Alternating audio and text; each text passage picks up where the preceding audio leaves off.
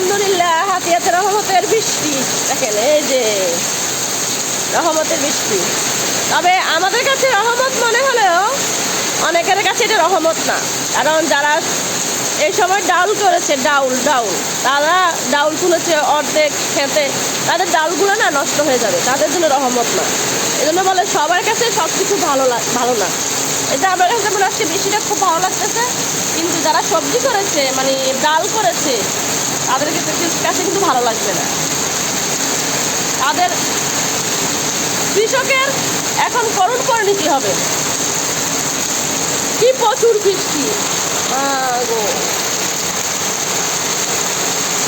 বৃষ্টি পড়ে টাপুর টুপুর, বাবা বৃষ্টি পড়ে টাপুর টুপুর।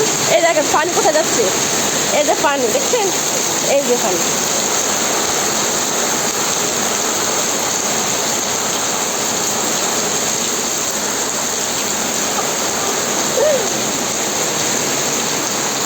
আল্লাহ হাফেজ।